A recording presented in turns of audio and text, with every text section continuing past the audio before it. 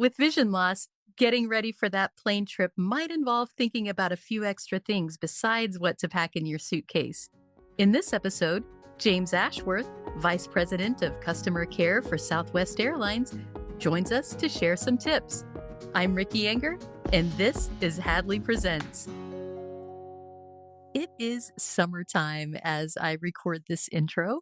And while I don't think that there is one specific time when everyone takes a vacation, I do feel like summer is a really common time for people to do it. We're all heading out to see friends and family, or maybe there's just a cool new location away from home that we want to go spend some time at. And of course, to get there, we got to fly. I think there's a lot of logistics that people may just not really know how to think through when it comes to traveling with vision loss. And when we recorded with our guest, James Ashworth, a little while back, he shared some amazing tips and tricks. So while this episode was recorded a couple of years ago, everything here is still very much applicable. And I hope that it helps you in whatever journey you're taking. So let's hear from James. Welcome to the show, James. I'm so happy to have you here. Ricky, thank you for the opportunity to be here. I'm looking forward to our conversation today. Yes, me as well. So, this is a question that comes up a lot when we talk with people here at Hadley. And a lot of times people will share tips and tricks, but they also come in with those questions of, I'm thinking about taking a trip, but I'm a little apprehensive. There's a lot I don't know. So, I am delighted to have you here to discuss those things. So, before we jump into those questions and tips and tricks, why don't you tell us a bit about yourself and what you do at Southwest? Sure, be glad to. As you stated, my name is James Ashworth. I have the fortunate opportunity to serve as Vice President of Customer Care for a great airline called Southwest Airlines. Customer care is primarily responsible for all inbound, outbound customer communication. Think about things like social and email and phone calls and chats. The teams that I support, those are the teams that you'd be talking to and interacting with if you were to fly and communicate with Southwest Airlines. I've been in the industry for more years than I want to account for, but it's been 3 decades, Ricky, that I've been in the industry, and so I know a little bit about airports and would love to talk about the different airports and navigating them. And I was also diagnosed with macular degeneration, so I not only have a little bit of experience from the airline industry, but I've also experienced vision loss and navigating travel because I've traveled a lot for my career. So I think we can have a really good discussion today, and I'm looking forward to it. Yeah, me too. And yeah, I imagine you have indeed traveled a lot. There are probably certain airports that you could tell many a story about because you've been in them quite a bit. Yeah, for Um, sure. So, I think knowledge is power. And a lot of times when we are stressed out about something, it's because we don't know how we're going to get through it. There's not those little tips and tricks. And we're thinking, well, I have to figure it out on my own and I'm going to have to think on my feet and things like that. But if we know some of these things ahead of time, that makes the whole process a little easier because at least we have some idea of what to expect. So that's kind of what I hope to do with this conversation here. So I want to just go through some of these common things that people have to think through when they're figuring out, okay, I'm ready to jump on a plane. What do I need to know? So I guess the first part of that is before you can go somewhere, before they let you on the plane, you've got to have a ticket to be there. So, what are some ways that people may think about this a little differently with vision loss? Yeah, great question. I think there's two things that I believe. I believe education and experience will build confidence. So when you enter the airport, you're entering the airport itself. And so they have employees that work for the airport. Then you have to go through security with TSA and you're inside the airport. And then you're in the care of the particular airline that operates out of those airports. So you have multiple entities. And most airlines has a toll-free number that you can reach out to when you're inspired to travel, and you can call to book, or you can go to their website. And from my experience, most, not all, most carriers have very accessible websites as well. So I always think that to get started, you want to educate yourself on the airline that you're going to travel on, understand, what are the rules and regulations around a particular airport. When I talk about this with audiences, I also encourage audiences to get familiar with the airport itself's website, because there could sometimes be construction happening at airports, and you'll want to understand that as you navigate your way into and through an airport. Absolutely. I know that my home airport, the Charlotte airport, they seem to have been under construction for probably the last 3 or 4 years. And so it's been a matter of figuring out, okay, which terminal is going to have issues this time around. But you bring up a couple of really interesting points. So if you want to talk to a human, give the airline a call. And they'll be able to help you book, or if you're comfortable with your assistive technology, you don't have to worry so much because so many of these airline websites are accessible. You don't have to worry so much about, is my screen reader going to work with this, or my contrast settings going to work with this? Generally, they do. But this planning ahead thing, so that kind of goes quite nicely into my next question, which is, once that ticket has been purchased, what are some things to think about as you're planning ahead before you ever leave the house? And one of those is that getting familiar with the airline's website and seeing what construction there is, et cetera. Are there other things that people can do before they step foot inside that airport just to get an idea of what's there or what they might need to think about? Yeah, I think so. In addition to, just checking out the airport itself's website, understand what gates you're going to and the different terminals that exist in certain airports. And you have larger airports and you have smaller airports. So being very familiar with the footprints and individual airport, I think is really, really key. Most of the airlines, Southwest included, when you book your flight, you have the option to sign up for notifications related to delays or cancels. If that option is available to you on the particular airline that you're on, I would absolutely encourage listeners to do that and as a first prep. That way, if anything happens with your flight, you'll be notified via the channel that you would prefer, if that's email or text or in some cases a phone call. Would absolutely encourage listeners to sign up for notifications so that you can stay informed. Beyond that, I think you want to look at both sides of your travel as well, not just getting to the airport that you're flying into, but you want to get familiar with the airport that you're leaving from. So you want to, Yeah, on both yeah. ends, is what I'm trying to say. You want to make sure you understand both airports. And then if you have connections and you have an airport in the middle, you'll want to make sure you understand that as well. Is your airplane coming into one terminal, and perhaps your second leg is leaving out of another terminal, depending on the airport? You want to be very familiar with that. And then once you're inside the airport, I always recommend talking to airport personnel. We train our employees to care for customers. I believe most airlines do. I don't fly them all, but when I have, most airline employees really take the customer's care seriously. And so I think it's important when you get to the airport to connect with them. Yeah, so many great points there. And just thinking about, if you are accustomed to looking up at that gate notice or those announcements that happen, and sometimes they only happen on the big screens and such. And maybe you've traveled and you're accustomed to doing that. Now, signing up for those notifications that are outside the screen that you can't see anymore is such a good idea. And getting from terminal to terminal, I know, can be quite a chore. For example, I always think about the Atlanta airport. They have the plane train where you get on it to go from terminal to terminal. And just knowing that you have to do that ahead of time, you can kind of prepare yourself. Okay, I know I'm going to have to jump on this thing and get to the next terminal. And as you said, talking to the employees of the airport, that's what they're there for. So knowing that it's not just you alone, there are people around you who can help. I think that's a wonderful thing. I also think Each airline has their own individual app. So I'd also say have your technology ready. For me personally, what couple of pieces of technology that I use that are helpful for me when I'm traveling in and around the city and through airports, I think about things like Ira, seeing AI, or Be My Eyes.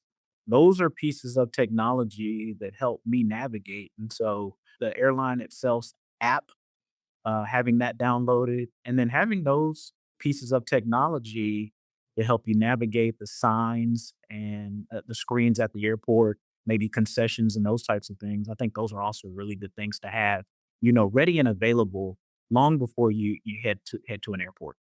Yeah, because it could turn out that you don't need that at all. Perhaps you have asked an airline employee for assistance and they get you through TSA or get you to your gate or what have you.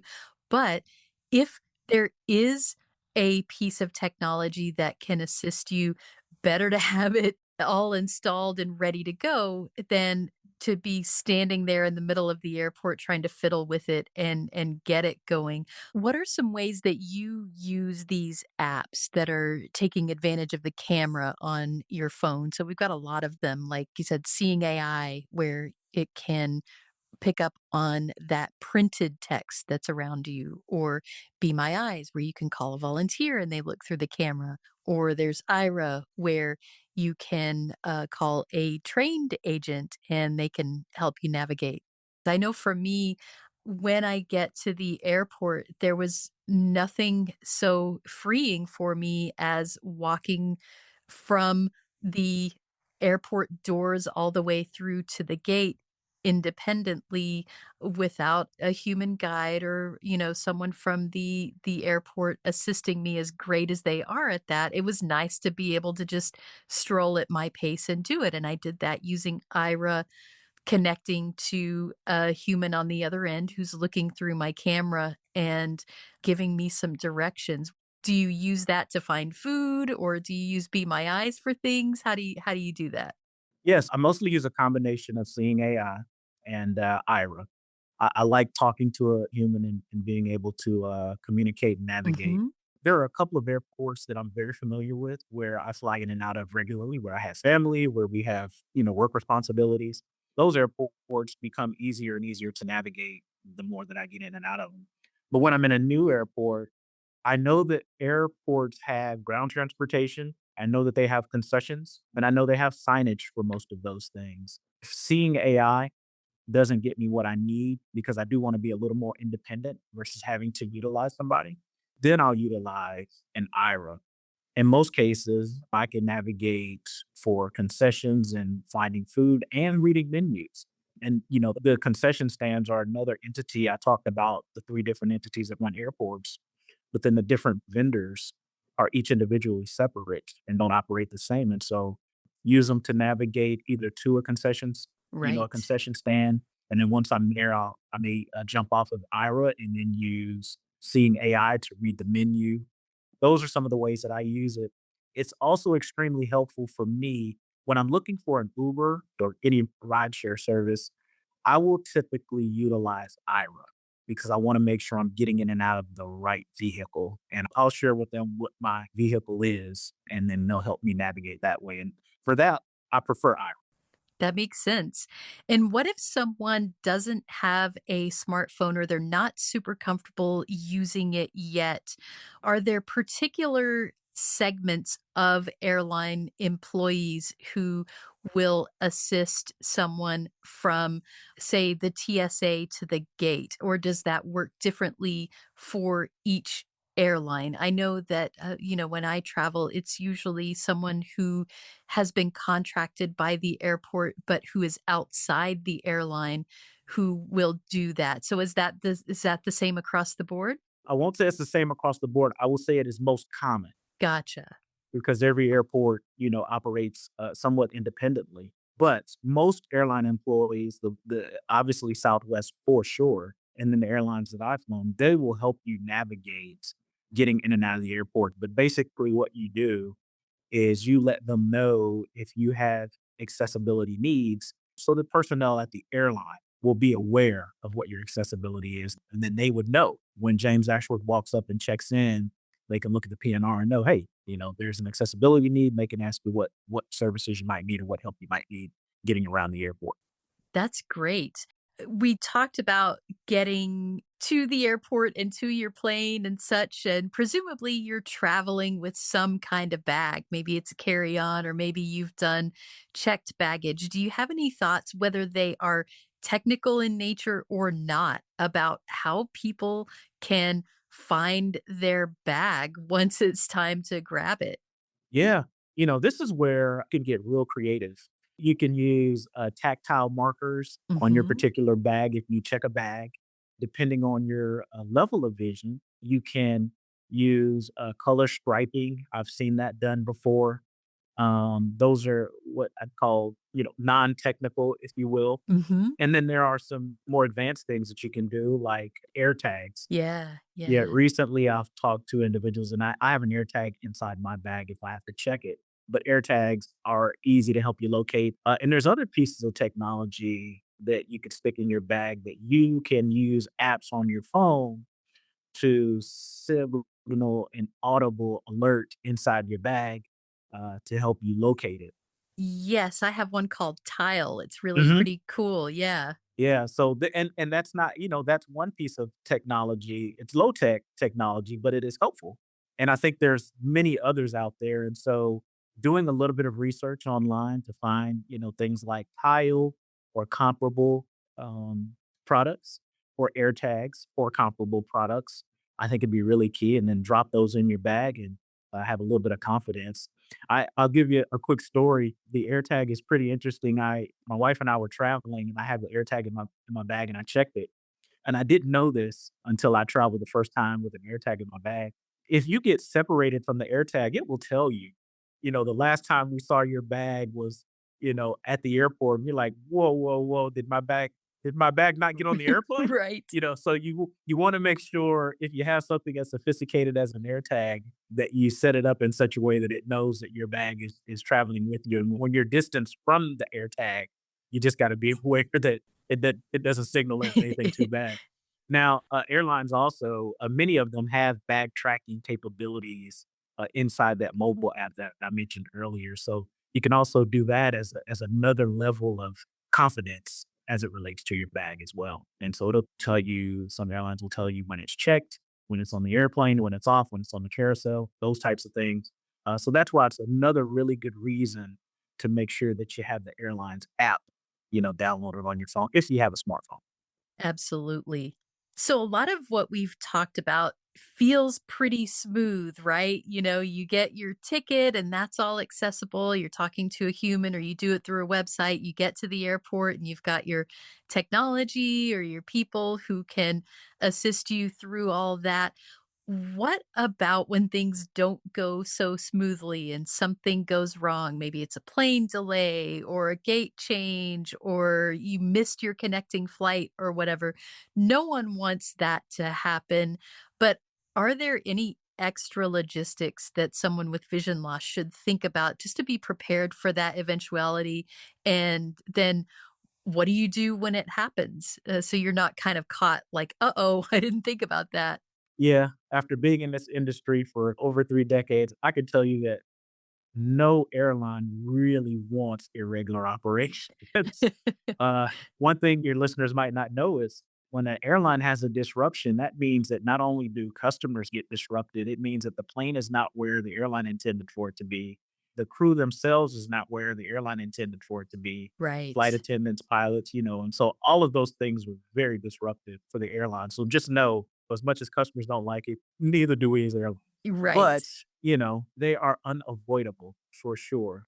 The most important thing I think that we've really already talked about this, probably the single most important thing that I think travelers should do is sign up for travel notifications with the individual airline. Yeah, yeah. That is the way that the airline can communicate to a lot of customers in real time about what's going on.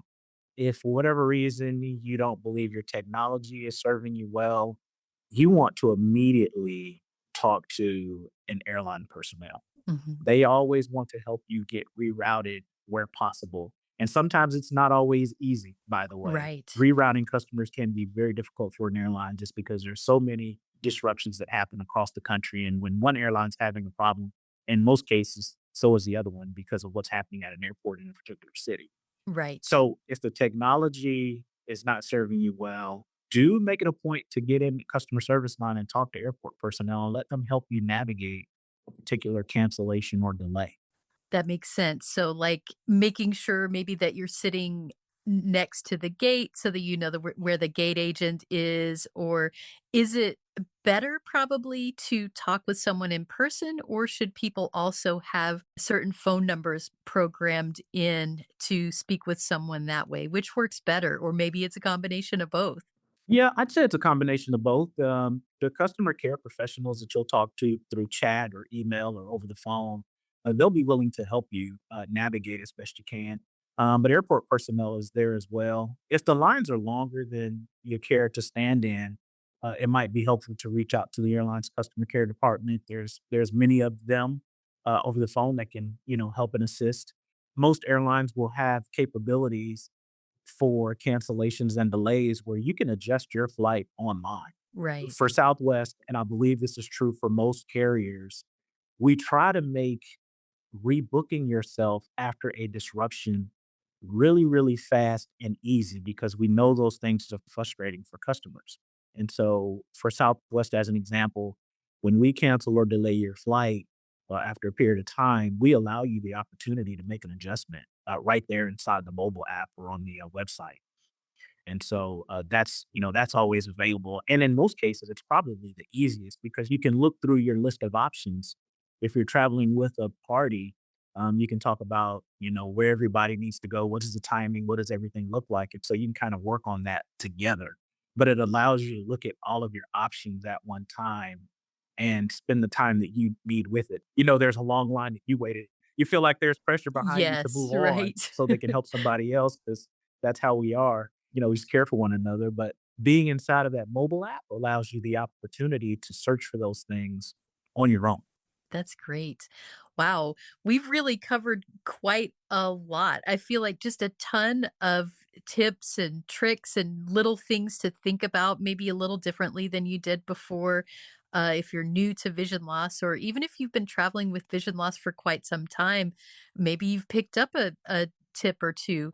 As we wrap up, James, I'm wondering if there's anything you're hoping listeners will take from this. Maybe someone has been considering traveling and just putting it off because, man, it's a lot. The airport's a bit chaotic at the best of times, and people feel that sense of trepidation or maybe I'm not ready. What would you say to listeners maybe in that situation? Yeah, just a couple of quick things. I think anyone who's nervous or has trepidation, I would encourage you to make maybe the first time you travel, maybe travel with somebody. If you're like me and there are airports that you frequent, I can assure you that you will have more confidence the more you go in and out of a particular airport. You'll just get familiar with the airport layout. You'll get familiar with the concessions. And when things are different, you'll recognize it. You'll be able to ask. I think that builds confidence. And so I would absolutely encourage your listeners to just try it, give it a try. The other thing is Airlines for America. It's an organization that most airlines are a part of, and they work with the government to work on accessible air travel. The more our community travels and shares feedback, the better we as an industry become. I help more familiarization, the education and the experience will build confidence. And we all hope that, you'll get out there and travel. And if I can be of any assistance, I'm happy to do it. That's great. I love that. And you're so right about building confidence. When you do it once, maybe something goes wrong, maybe it goes perfectly smoothly, but either way, you made it to the other side and gives you just that much more motivation to try it again. Thank you so much, James. You've been just a wealth of information. I really appreciate your taking the time to chat and share that knowledge with us. And I hope that if you are listening and you've been on the fence about travel and maybe you're missing someone, you want to see your family or whatever it is, this will serve as that catalyst to say, "Hey, I think I could do it." Yeah. Well, thank you. I totally agree with you, Ricky. It's glad to have been a part of the conversation today and look forward to maybe another time where we talk about maybe the next level of travel. Absolutely. Thank you so much, James. Thank you. Got something to say? Share your thoughts about this episode of Hadley Presents or make suggestions for future episodes. We'd love to hear from you. Send us an email at podcast@hadleyhelps.org.